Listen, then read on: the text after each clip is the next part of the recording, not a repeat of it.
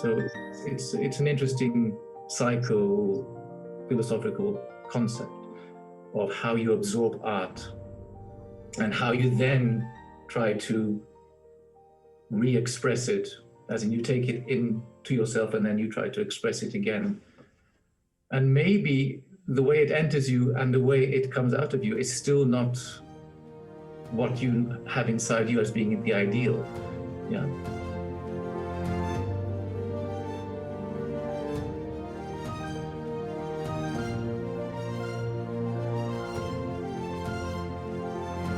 Vovka, this is so wonderful to talk to you. I'm so excited to talk to you, and you are just an amazing pianist, and I've heard also from Tina so much about you. Amazing. I mean, she is a friend of my father's. Yeah. As you probably know, she had a correspondence with him for many years. Yes. And I have actually not met her yet in person. Yeah. No, neither have I, but she's such an amazing woman. She does so much for music and for artists. Oh, yeah. Yeah. Incredible, yes. Yeah, but she told me about your father, about this this story about how she met him and that she went backstage as a young girl and wanted to have a piece of music that she couldn't find, and your dad actually sent her this yes. music sheet. Yes, it's incredible. Yeah. And this was 1975. Yes, yes. But he was always very particular about replying to every letter that he got, or even to reply to every possible request. I mean, if it was within his power, he would make it possible. I remember he used to spend hours sometimes replying to people, standing on by the piano and writing replies to all these fans or friends or whatever. It was wonderful to watch. And because this was now in a time where it's no social media, and if you wanted to write to somebody, you wrote a letter, and it took time. It's not like now just a smiley face or a little heart that you acknowledge a message. But this is amazing, and that he kept correspondence with her. And did you know about this before? No, I wasn't actually privy to the different friends that my parents had. I knew some of them, of course. I met many when I was a child. But already, 75, I would have been in my teenage years. And I was practicing the piano very much, and I was very much in my own world. So I didn't have, I didn't have that knowledge. No, I mean, Tina is a recent acquaintance and friendship. Yeah, wonderful. And through Facebook, actually. Yeah, isn't it great that we can now connect this way? Oh yes, I mean, it's a fantastic tool, and we can use it in wonderful ways, in very positive ways. Yeah. But Vovka, now tell me about your path in music, and you grew up with your dad and the inspiration, and how did it start for you? Was it just a natural thing that you would also be a musician? It's a good question, and it's a very complicated answer. Okay. Of course, I grew up with music. I mean, from when I was probably in my mother's womb, because the piano practicing was a constant presence. So I absorbed music before I could even talk, let's say. So for me, it's such a natural part of my life. It's as important as the air we breathe, as the water we drink. So I always loved music. I went to so many concerts when I was a small child, which I was very lucky to have the opportunity of doing.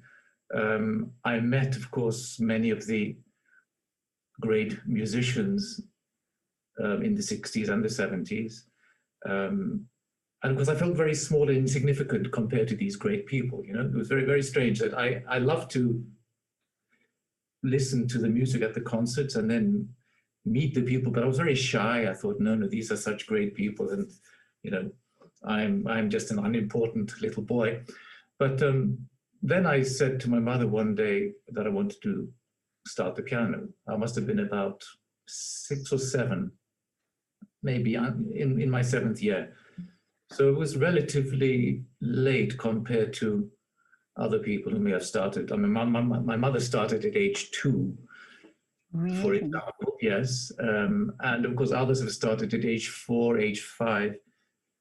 I know a very good pianist in Iceland who started at age 9. So it's, you know, I suppose we reach these points in our lives at different times. So with me, it was near about 7 years of age. And I started with this wonderful Icelandic teacher, Rögnvaldur Sigurjónsson, who had studied in the States in the late 30s, early 40s, yes, 20th century. And he was lucky enough to have been at a recital of Rachmaninoff's, yes. Really? Oh, Yes, wow. I mean, that's incredible to have studied with someone who actually saw Rachmaninoff in the flesh. Yeah. I think either in Washington or New York. I believe it was in Washington where my teacher attended a recital of Rachmaninoff's. So of course this was a great inspiration and memory for him to have. And no, he was a wonderful teacher, a wonderfully warm person, and I of course got to know his wife and his 2 sons, and it was just like a family situation, because my parents of course were away a lot of the time. So he was in a way like an uncle, like a grandfather to me in Iceland, because we lived in Iceland. Oh, did you live there? Yeah. I lived there for 9 years. My parents lived there for 10 years. For 10 years, yes, from 68 to 78.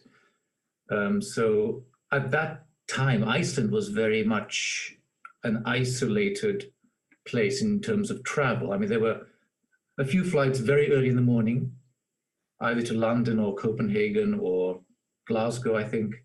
And then they had their daily flights to New York. But that was about it.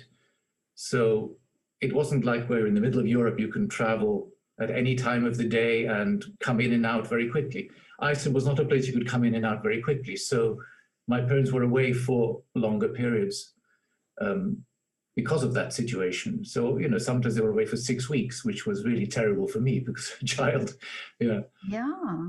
Yeah. So I had a lot of time spent alone, which I suppose is good for music, I suppose, in a way, because it obliges you to look within yourself. And if you don't get too sad about it, then you can actually use it in a positive way.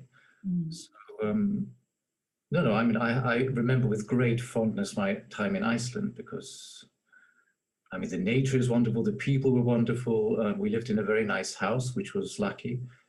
I had a wonderful teacher. School was just 3 minutes walk away. So it was a very, very nice time. Yeah, and your dad, well, you didn't get taught by your dad at all. Was it always an outside teacher that you had your education from? Music education. Let's say that I had the regular music education from outside, yes. But of course, I learned a great deal through, I mean, from both of my parents, I should say. My mother, of course, was also a very, very talented pianist. She was a wunderkind in her own right. She went to the Royal Academy in London at age 11, when most people went at 16. Yeah. And she got the gold prize in her final diploma. She then was given a scholarship to go to Moscow, which of course is where she met my father. So I learned a lot of musical things in a very direct way, without necessarily being taught, but we would talk about music, we would listen to music, we would, the comments would be made about doing it this way, doing it that way. And so in a sense, I could say that my musical taste developed very much from what my parents liked or disliked. And of course, my father did occasionally listen to me play and give me a kind of a lesson, but it wasn't the same, of course, as being with a teacher. And sometimes you'd be very critical. Other times you would say, "Oh, that was very nice," So Yeah. it was very much because, again, they were absent for such a lot of the time. It was difficult to have anything regular. But for example, during the summer, we had 3 months holiday in Iceland. So we had 3 months with the family, with my parents, which was the longest period during the year where we spent time all together. Yeah. So some of that would be traveling. Other times we would stay in our summer house in Greece. And yes, and then of course in Greece, we would sometimes stay for 2 months at a time. So I would hear every day 5 hours of super piano practice, Oh, yes. Yes, so I would learn a huge amount of repertoire during the summers in Greece. And what I found particularly fascinating was to listen to my father start something, as in to learn a new piece. And then if there were the opportunity to, for example, during one of the winter breaks, my parents flew us to the States, and my father was playing, a major work that he'd been practicing in Greece the previous summer. So it was wonderful also to see the evolution of the work at the beginning and then the actual, let's say, call it the final product. But Yeah. So. But wasn't that also? As a musician or as for anybody to see this process, Yes. from start to finish, that it gives you this encouragement. It's amazing. Yeah. It's incredibly encouraging, yes. Mm. And at the same time, because I was inside it, for me it was just normality. Mm. Yeah. But of course, I realize now that it's not really normality. Even for, there are many great pianists whose parents may not necessarily have been musicians. Yeah. Mm. So they will have had a completely different route to reaching their level. In one sense, I had a very easy route, musically speaking. But I could never, when I was a teenager, I didn't quite always understand how my father could do certain things in terms of the keyboard technique, yes. And that came quite a bit later. Because now I realize, now I basically can teach any student very much based on many of the solutions my father had found, technically speaking. It's in a way like retrospectively understanding the secrets, yeah. Yeah, which is quite interesting. Yeah. But it isn't. I'm thinking now it's the same as sometimes I tell my children something, or I explain something to them, or try to teach them a little life lesson, and then they don't listen to me, and then a month later somebody else says exactly the same thing, or they hear something on Spotify, and then they come and tell me, and I say, well, I've told you exactly that same thing. But then just because it was me, it's not, they don't hear it the same way as when somebody else says it. So I wonder if you're saying now this thing where, because it is your dad, you take it up a different way, and then in retrospect you figure it out what that was about.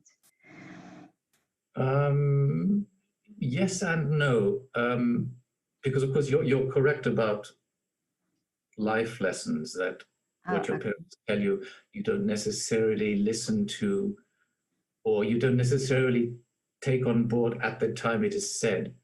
Mm. And as you quite rightly point out, you will probably take it on board a lot later. But Yeah. if it's good, if it's true and good, you will of course Oh yeah, yeah. take it on board. Yes. No, but musically, that I always took on board. For me, it Okay. was my father played everything in the right way, and everybody else basically didn't, which of course is not really correct either. Because what I discovered, let's say in the last 5 or 10 years, is that a lot of my memories of certain pieces are based on hearing my father practice them when I was, 5 and 6, 7, 8. These years, he was playing the Schumann Fantasy, he was playing a few Schubert sonatas of Rachmaninoff, Petit Tableau, and even Beethoven bagatelles and some of the sonatas. And I had, let's say, I had a certain idea of how they should be played, what they were about in essence. And then when I listened to recordings from that time of my father, during the same period, I would have created my idea of that piece of music. I realized that there were many things that were different from how I thought I had remembered them. Yes. Really? Oh, Which would that's indicate, yeah, but that would perhaps indicate that you absorb perhaps just the essence of the music and not exactly all the little details that might go into a particular interpretation, but that you absorb it. I suppose the child in a way would absorb it more directly and then would create, in a way, its own detailed version of it, let's say. Or maybe it's an ideal version, maybe it's the Platonic idea of the ideal versus the actual material that is in front of you. So it's an interesting psycho-philosophical concept of how you absorb art and how you then try to re-express it, as in you take it into yourself and then you try to express it again. And maybe the way it enters you and the way it comes out of you is still not what you have inside you as being the ideal. Yeah. I don't know, there might be 3 different entities here. That what you absorb is of course what was created in the physical world. It enters you, it creates a kind of ideal version inside your spirit. Then you try to re-express it. It may not come out exactly in the way it perhaps is inside you. And maybe we are all attempting to actually do that in when we're trying to create or recreate. I mean, music, of course, is partly recreating somebody else's art. But isn't that wonderful? Because then it means it's not just a copy of your dad. It's then your individuality and your expression of it. Yeah. Yeah, that's amazing. That's wonderful. Think of it that way. No, but that's the wonder. That's the wonder of music, or the wonder of art in general, of course. I think the most important thing is to be very sincere, very honest,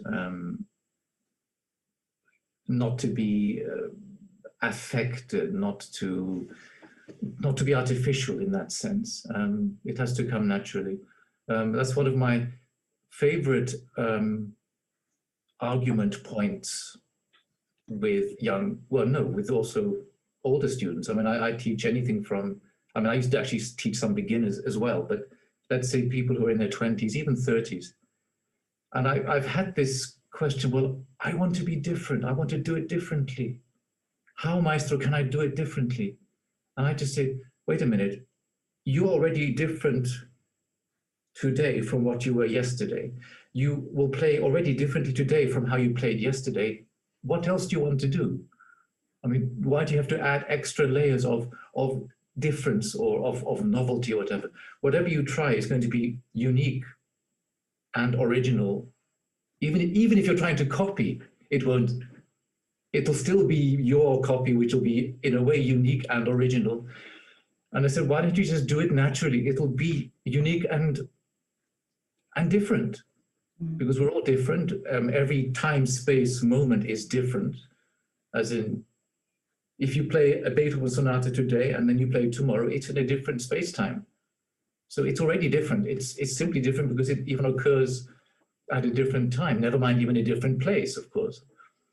I mean, musicians, I think, have a wonderful opportunity to be different, because we will play in different places as well as at different times. So for me, that, in a way, that for me, that's enough to create something new, something different, because every moment in life is a new moment. Every moment is different. So to worry about trying to create something on top of that, I think it's a waste of energy. It's a waste of spiritual energy. And it may stand in the way of there being some truly valuable evolution within yourself, if you're trying to take this kind of artificial route. So the main thing I say in my teaching is to, be natural. Do it how you really feel it. Yeah, not how you think you should feel it or how you think somebody else should look at it. Do it in your way. Be sincere within yourself and do it in that way, because that'll produce the best possible result. It may not be the best ever, but it'll be the best possible result that can come from you. So yeah, I find that very, very important. Yeah, well, I totally agree with you. I see it from an outsider's point because I'm not a musician, and I photographed 500 musicians in their windows. And the interesting thing for me is that I many times had this when people started seeing, when they started seeing each other in the windows and saying things like, "Oh, I didn't realize here were so many conductors," or "I didn't realize here were so many pianists," Yes. And for me, I can remember every person I photographed, and I think it's the reason is because they all have different personalities, and I think they bring that to the music, to the art, to the they are just that way. Yeah.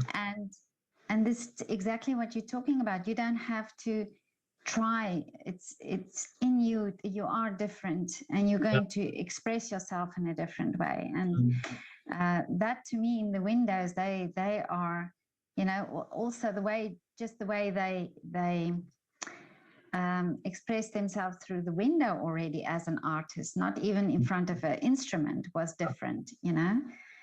So it's so true what you're saying. And just the photographs themselves are going to be full of different character, different expression. Now, the philosophy of less is more very much applies.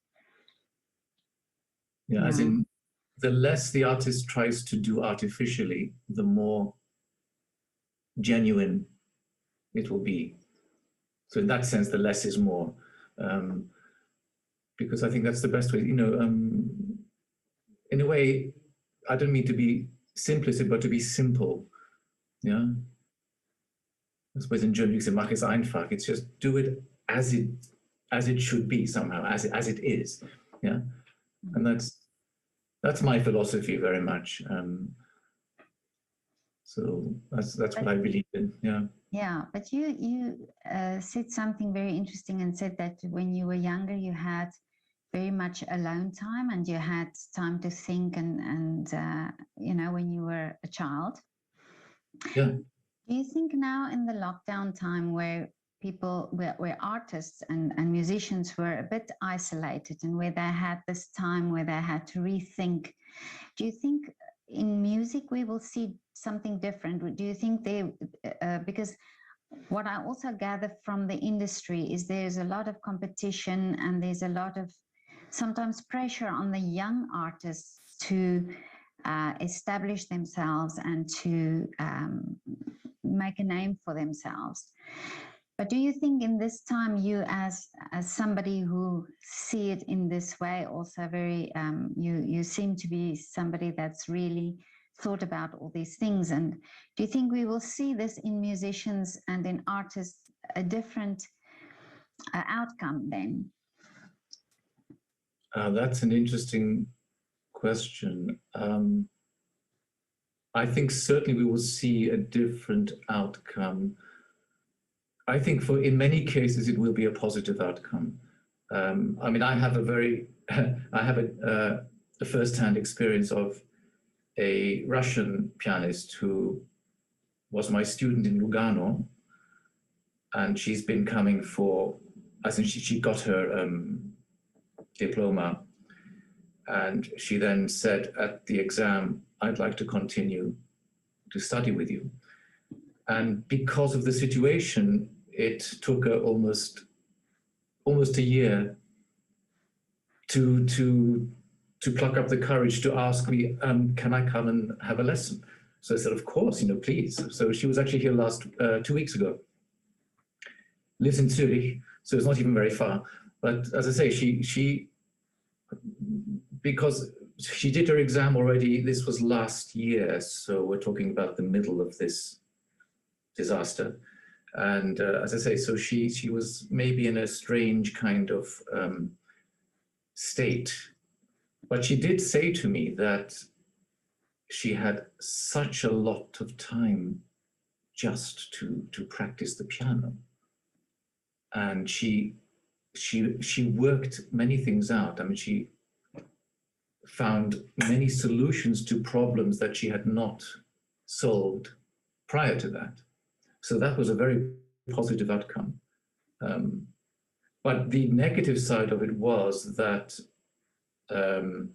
she had also developed some habits from just being at home and repeating. Yeah. Oh, okay. So when she came for the lesson, there were these two factors. One was that the positive side, of course, was that she had learned a lot more repertoire, for example. But the other side was that some habits had been developed which should not have been, because she hadn't been in contact with other musicians. I mean, having a lesson or just having somebody hear her play. So yeah, it's a two-pronged situation, but I think in the end it's going to be more positive. I think this period is in a way waking people up, not just artists, perhaps humanity in general, and that I see as a positive thing. I think we're waking up more to the important things that were perhaps being which had perhaps been put aside because, I don't know, everything was so commercial and so consumerist and whatever else. And perhaps this is transforming us in a positive way. I have hopes that it is doing so. And so we shall see. Yeah. Yeah. I think from young musicians also we will see, I have this feeling that there will come a new movement, because they have been so in such a crucial time in this pandemic. It's many of them have educated in this period, or they were about to educate, or they just started. So I think their mindset is quite different, because they had to rethink things that came as a natural flow. They suddenly were stopped and had to rethink. And I wonder if that will bring some sort of new path or new movement in music, that they will be the ones that. Yeah, I would agree and say yes, it will most definitely do that. And I think it will be a positive movement. I think it will be as I say, it's a spiritual awakening. I think we're in the middle of a spiritual awakening. And I'm positive in the medium to long term. I'm not sure about the short term yet, because I don't know whether things are going to still maybe get worse before they get better, or maybe if they're already beginning to improve. That's very hard to tell. There's too much information out there, and one doesn't quite understand what is going to happen, or what is even happening. But as I say, I'm optimistic, even in the medium term, I think. we're going to see some positive developments artistically and spiritually. Yeah, no, I Yeah. agree. So, Vovka, are you teaching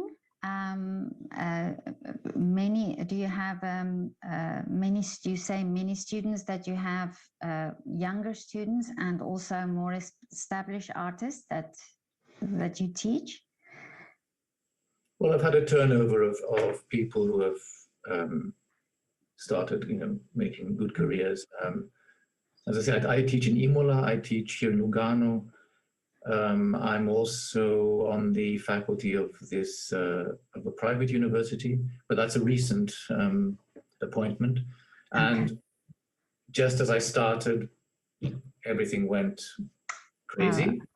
So that put on hold for pretty much about a year and even a year and a half. So I'll see how that develops, but that'll be interesting. I've been teaching a few private students via Zoom or via Skype, whichever. Yeah. Again, because of the lockdowns and because of the restrictions on travel. So, I mean, at the moment, we're still in a kind of recovery phase. But as I said, I think things will turn out to the positive. I've got somebody coming from Estonia this week. Really? Yes, just it's very interesting. Yeah. But now, as a pianist, who is your most? Do we say favorite composer or more enjoyable music to play? What is your? I'd have to say Rachmaninoff. Really? Yeah. My father says Beethoven, but I say Rachmaninoff. So, and what is it about Rachmaninoff that you enjoy so much?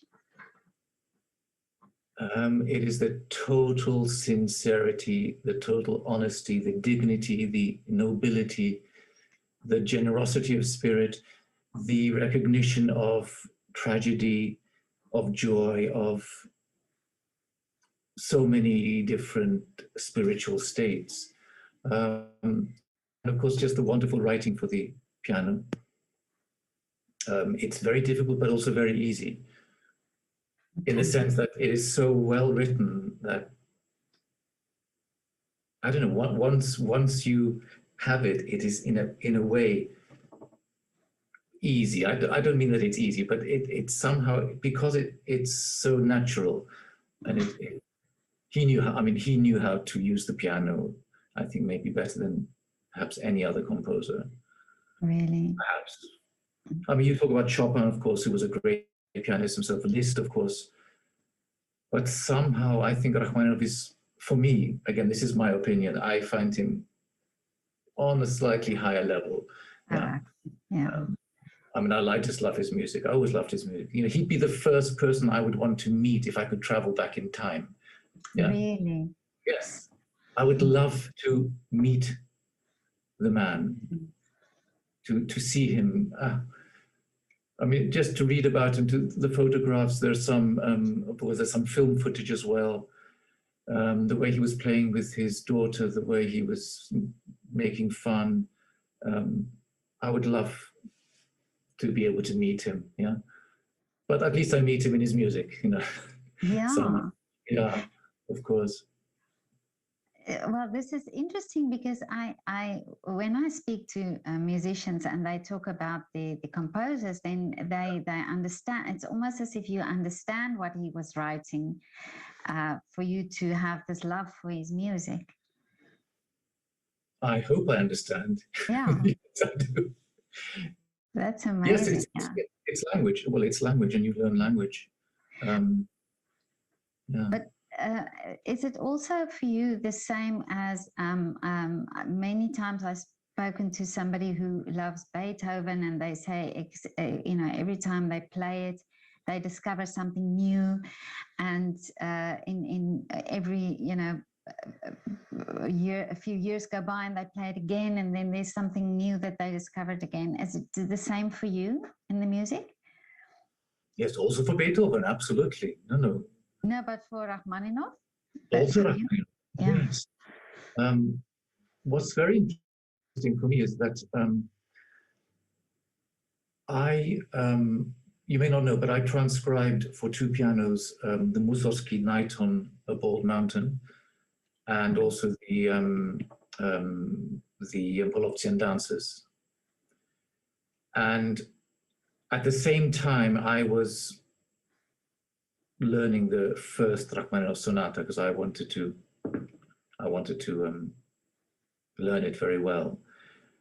And so when I was doing the transcription, as you know, when you transcribe, you have to go over it so many times because you'll see mistakes, you'll see little details that you missed out, or you didn't put an accent here or a staccato dot there, or the right sharp or flat sign.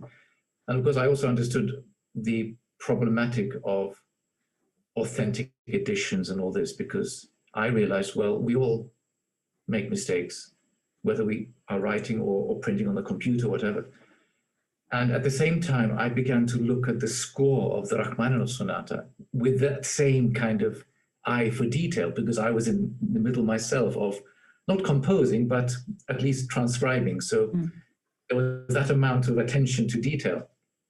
And I discovered again such precision in the Rachmaninoff score. Almost like, I mean, the last dynamic, the last bit of phrasing, everything was there, so clear. I remember seeing the same thing in Mahler's symphonies. You know, it's everything is almost precisely defined, where to slow down, how much to slow down, how much to speed up again. And I realized that Rachmaninoff was as precise as anyone else. Because the attitude has always been that Rachmaninoff is kind of romantic, and I mean, there was even an accusation that it was just like film music or whatever, you know? There was a famous Groves Dictionary article where, I think it was in the 40s or something, that, well, it's a kind of a flight of fancy and then he'll soon be forgotten, that kind of idea. He was never forgotten because he was one of the greats, yeah. So I just realized, this I learned when I was transcribing. I thought, my God, Rachmaninoff, the attention to detail is absolutely top level, which you would expect from such a great man. So I just, my respect grew even more, if it could, you know. So, yes, I thought, my God. And I started looking at the other pieces. And again, you see the detail, you see how he wants to end a phrase to start another. It's all the time like this. So yes, in a way, perhaps I understood already the sound language, as in just the pure music. But I also understood how well he had tried to transcribe it. Because of course, when you compose, you're simply encoding what is already inside you. So you encode it by writing the score, and then we have to then decode it again to perform it, yeah? So I realized that he had done the best possible to encode his music, encode what he had inside him, or what it came from heaven. I don't know. I mean, I have another theory about composers, that they somehow take music from somewhere, you know?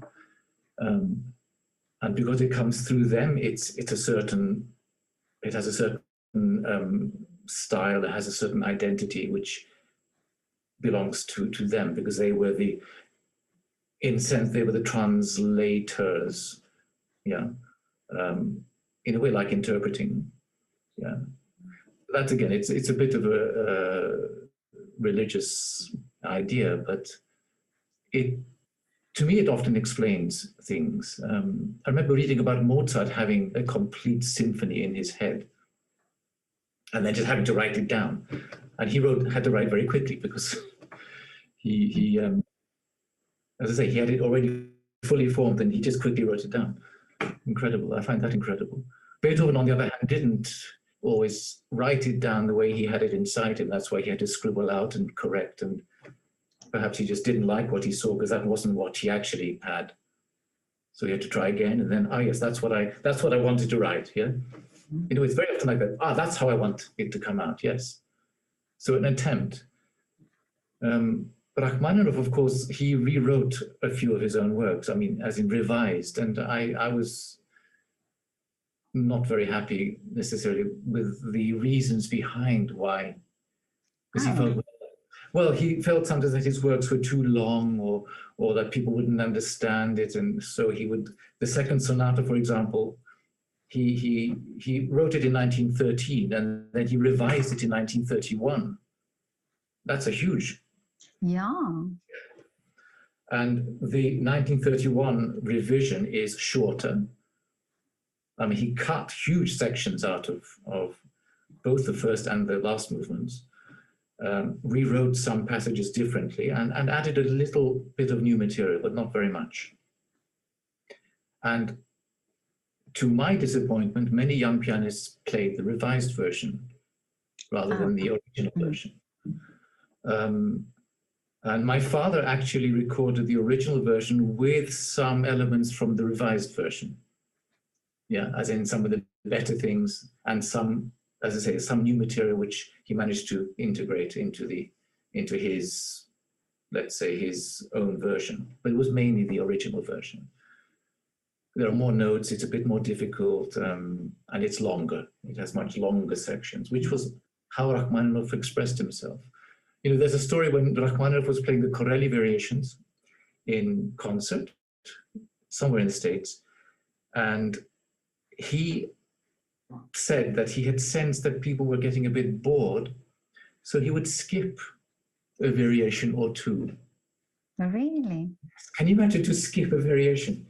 I can't, I mean, it wouldn't work musically. It simply wouldn't. But he was so self-doubting as a person. I mean, such a great composer, but he had this self-doubt.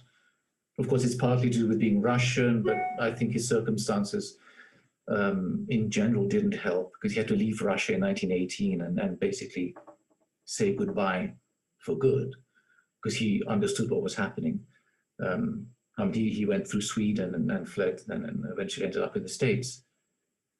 But I think he must have had this terrible homesickness, nostalgia within him. And then this sort of lack of confidence in his own abilities. Yeah. And then to cut out some variations because, well, I think people were beginning to sound like they were bored. No, I mean, you can't imagine it. You cannot imagine it. Yeah. But isn't this also part of the art, the artistry, you know, and the artists? Because I think you are all very self-critic. Yes. Yeah.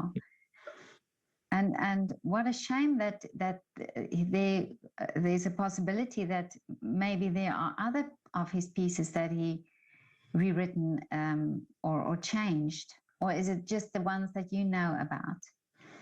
No, what we know about is the second sonata.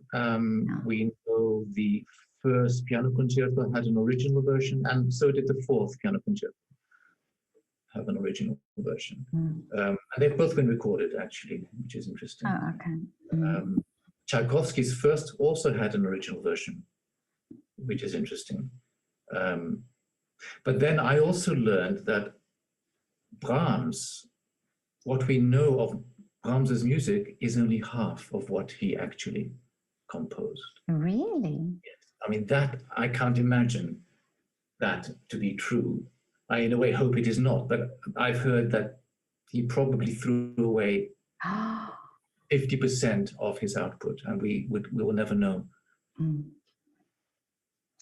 I think many of the composers must have been very romantic people, because I mean, to have this feeling and this sense, it's you know, this sense to write and this beautiful music. They have to have this very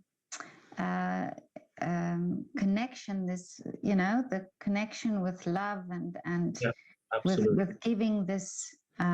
So, in whichever historical period, actually, I think a lot of Bach's music is also very romantic. So I don't think it depends even on the sort of categorical period. I think humans can be romantic or not, and they can live in whichever era. As I say, I'm sure Bach was romantic, Mozart equally, Handel or Haydn, whatever. I think they all had elements, and there are examples in their music which are very, very clear. You know, in their romanticism, in their sentimentality. Yeah. Absolutely. Yeah. But now, may I ask you something on a lighter note? Yes. How do you prepare for a concert, or do you have rituals and things like that?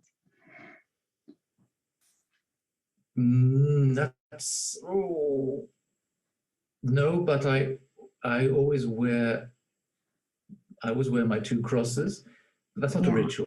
But do you mean right before the concert? Yeah, or the day of the concert, or like how do you sort of mentally prepare? But you have 2 crosses that you wear. You wear 2 crosses? Sorry? You wear 2 crosses, you No, say? no, I usually wear just 1 cross, but yeah. I have a gold cross, and I have I'll show you the one I have at the moment, which is it's can you see that?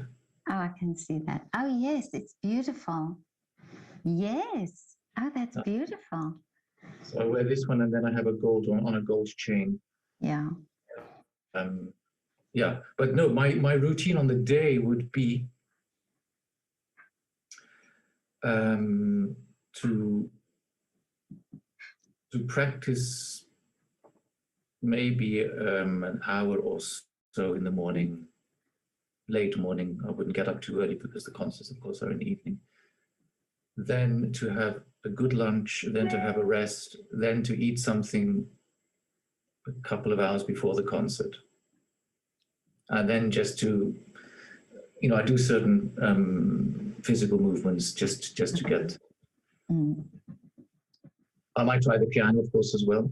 With my father, for example, when we did our tours, that was usually the routine, that after lunch a rest, and then we go and rehearse maybe between 4 or 5 in the afternoon.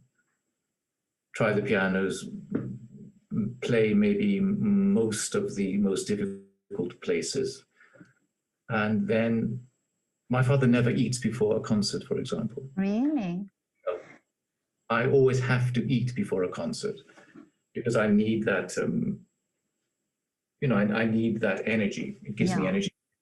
So what is it you like to eat before a concert? Do you have also a specific, because I've heard some eat sushi, and I've heard of a soprano who eats hamburgers, and...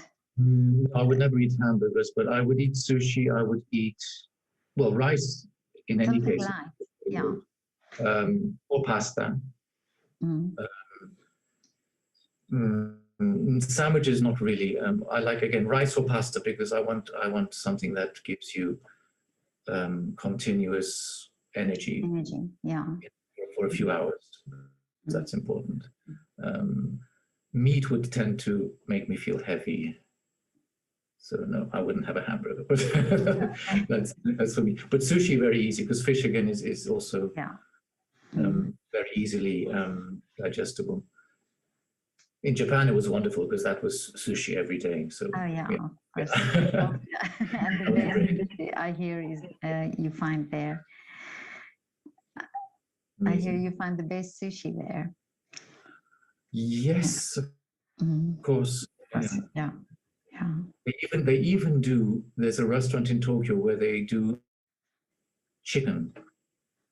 Yeah. So they do chicken in every possible form, including raw chicken sashimi. Oh, really? Yes. So that I've never tried. I must admit, I've never tried it, but I've heard that it's fantastic, and I would imagine it might, of course, be potentially dangerous, but they've never had any case of any kind of food poisoning. So they're very, very, very, very particular. Yeah, that's interesting. Yeah. I've tried blowfish. Really? Yes. Yeah. I survived that, so it's okay. No, it was very good. It was very good. Yeah. Both in Korea and in Japan. Yeah. Oh, I see. Okay. You're a very daring to do that, to try these different things. Oh, in Korea, we had also other seafood, which was still moving. Oh, okay. And of my Korean acquaintances said, no, you'll never dare to eat that because you're a Westerner, you're a European. I said, I'll try it, and I did, and it felt very strange, but I did it. Oh, okay. Yeah.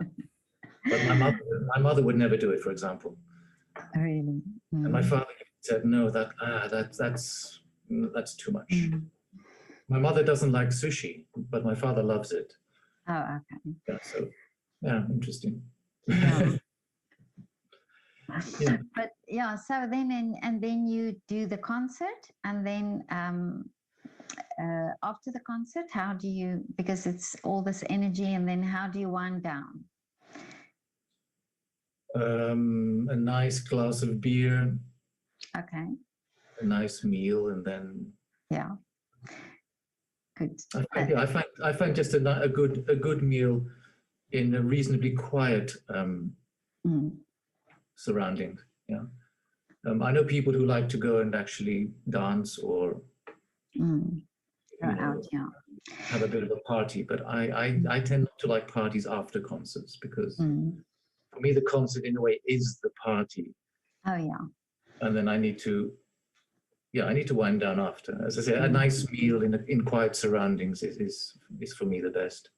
Yeah. It's also interesting to hear how many people drink beer and how many drink wine after a concert. I ask these questions deliberately. And it's so interesting because you never think of that, but you all have your little habits that you do, and it's lovely to hear. I find it very interesting. So, but now, what is your wish, Vovka? What is your wish for now? When all this is things starting to happen now again, and the concerts and so on, and what is next for you? Well, I'm now focusing more on teaching. Yeah. Because I realize more and more how much I love doing it. It's so important, the teaching. I think so. I think the world needs educators as much as it needs performers. I think in any field, it's very important. I think it's always this thing of passing on the knowledge between generations. And I suppose I feel, especially in this time, that role may become more important than it ever has. I see it as a spiritual education again, not just teaching technique and giving advice on career and these things, but I think really to get to the essence of why the music is here, in a way. Yes, it's more than just a means. It's as I say, it's a language, and it's a story. It's life itself, of course. Yeah. And I think that has to be maintained. I think that aspect of it has to be kept alive, because there are plenty of great. How can I say? Yes, performance artists. Let's call them that. Who are not always primarily concerned with the essence of what they're doing. They're more into the glamorous side, the star system, if you want to call it that, which has also infiltrated the classical music world. And I find that a little bit unsettling, because I think it detracts from the art itself in many cases. So yeah, I think that's where I think teachers are important. I totally agree with you there. And, the series I did on moments in lockdown, where I talked about when I talked to artists who were in lockdown, I raised that question, isn't that now the time that it's so important to start educating and start really insisting that children get art education in schools, that every child in this world should have, that the importance is as much on music and art as it is on science and maths. Yeah. Because I think they are so interconnected, these subjects. And of course, if you just see the research that's been done on how art affects the brain development and so on. So I 100% with you there, that I think this is the time now, if any, to start rethinking that we really should be educating not just to create a new artist or to help new artists, but or to form new artists, but to also have people who appreciate the art, to because not everybody needs to be a musician, but at least when you have the education, you can appreciate the art. Oh yes, So absolutely. yeah. Well, interestingly enough, my wife, she has a ballet school. She has actually 2 ballet schools now because, Really? well, she had one locally, and then an opportunity came up in Lugano, Yeah. and so she took that, and now she has actually got 2 places. Yeah. But the first one will be out of the way in 2 years' time. But for the moment, she has to run 2. But she did this American Ballet Theatre National Training Curriculum course. She qualified to the top level. And one of their philosophies is exactly that you're not going to create an étoile. Not every student of yours is going to become an étoile or a great ballet dancer, but they're going to appreciate it. They're going to be the audience. Yeah. They're going to be the people who sponsor it. They're going to perhaps be the politician who will also 100%. help it along. Yeah. And I think that's a wonderful way of looking at it, because it's exactly what you're saying here. It's the same thing. I'm really thinking, I'm thinking if we all say, why are politicians not, why were the theaters closed for so long? Or why are, when there's cuts in schools, the first cut is the music lesson, or why aren't there ballet or dance classes in every school in the world? Things like that, why? And it's because there's a generation now in power, or a generation who makes decisions that haven't been taught any form of art, so they cannot appreciate it and they cannot see the positive that it brings. So now is the time that we need to talk about this, and every person, and this is my project, is I'm hoping to raise awareness also, and saying, well, if we can at least start talking about it and start doing something, and if every artist can inspire one child to go to a concert hall, even if it means sometimes they need to maybe play in a park, or any way where you can inspire people to start appreciating the art. This was so lovely to talk to you. I absolutely love all your insights, your whole approach, and how you see it. And you've got such a wonderful energy and such a wonderful presence, that it's really been such a privilege to talk to you. It's a privilege to talk to you. Okay, well, Vovka, have a lovely afternoon. You too. And Great to meet you. Yeah, nice to meet you too. Speak to you soon. Okay, thank you. Bye.